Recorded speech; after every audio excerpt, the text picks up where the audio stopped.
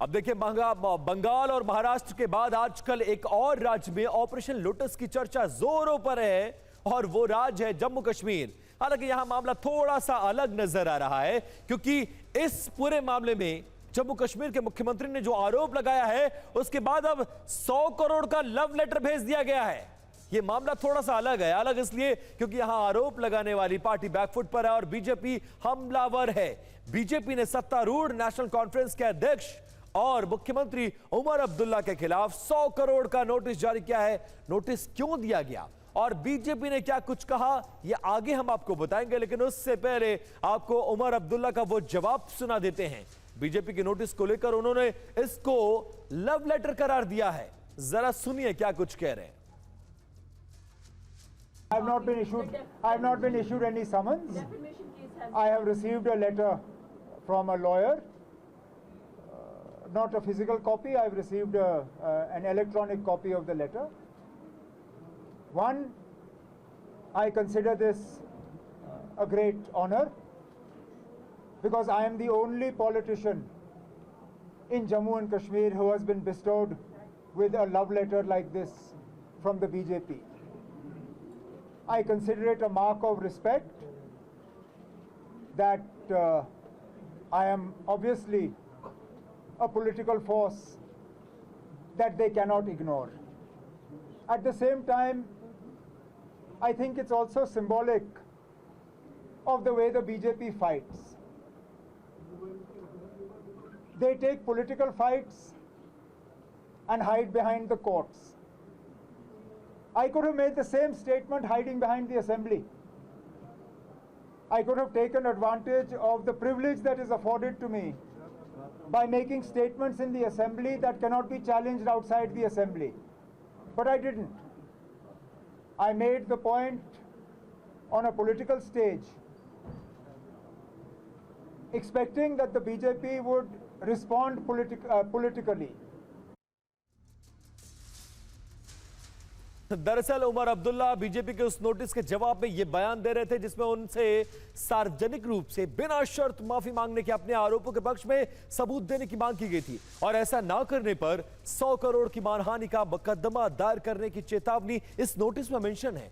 अब आपको बता देते हैं कि उमर अब्दुल्ला ने क्या आरोप लगाए थे और नोटिस में क्या कुछ कहा गया है। जम्मू कश्मीर में ऑपरेशन लोटस का सच क्या है वो जान लीजिए। उमर अब्दुल्ला के आरोप है यह है बीजेपी के एक नेता ने 20 से 30 करोड़ देने की पेशकश उनके विधायक को की है।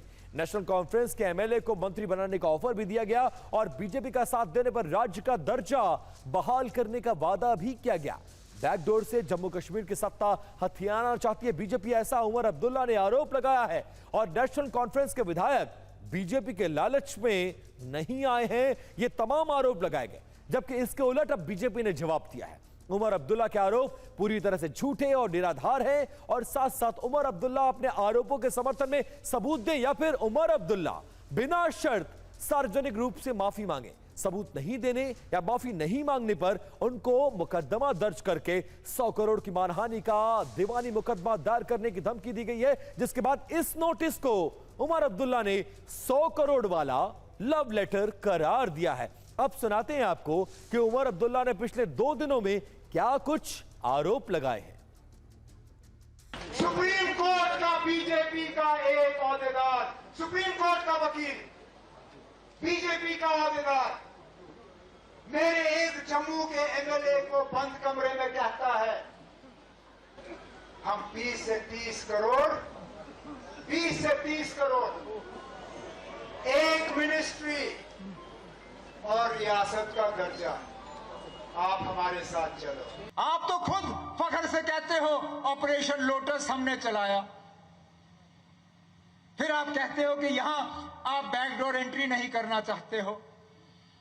हमारे ऊपर इल्जाम लगता है कि हम बैकडोर करते हैं, लेकिन असली बैकडोर वाले जो हैं वो सिर्फ और सिर्फ बीजेपी वाले हैं, क्योंकि हुकूमत संभालने के लिए उनको सिर्फ बैकडोर नजर आता है।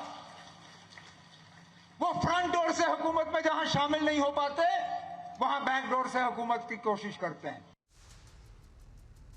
अब उमर अब्दुल्ला के इस बयान के बाद नेशनल कॉन्फ्रेंस से लेकर बीजेपी के नेताओं का अपने अपने अलग दावे और बयान है। क्या कुछ कहा गया है जरा वो सुनिए।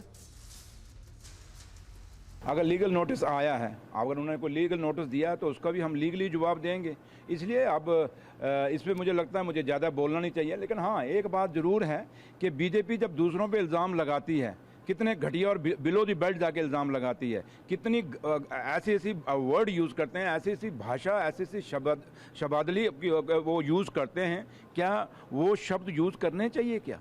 तो जब इन पे करो तो इनको मर्ची लगती है, और जब ये दूसरे को कहें, किसी की पगड़ी उछालते हैं, कभी किसी को जलील करते हैं, किसी को शब्दों से क्या क्या नहीं करते। इसलिए बीजेपी को पहले खुद सोचना चलेगा कि वो कौन सी सियासत करना चाहते हैं। अपनी कमजोरियां छुपाने के लिए और ये जाने बगैर विदाउट नेमिंग एनी इंडिविजुअल्स कौन हमारे नेता हैं जो प्रैक्टिस करते हैं सुप्रीम कोर्ट में, जिन्होंने किसी एक विधायक को खरीदने की कोशिश की। हमने कहा है उनके नाम सार्वजनिक किए जाएं। अगर उनके नाम सार्वजनिक नहीं कर सकते तो लीगल नोटिस उन्हें जारी किया जाएगा। वो लीगल नोटिस हमने दे दिया है, और अगर वो लीगल नोटिस का सही जवाब नहीं देते, माफ़ी नहीं मांगते, तो जो भी लीगल कोर्स ऑफ एक्शन होगा भारतीय जनता पार्टी लेगी।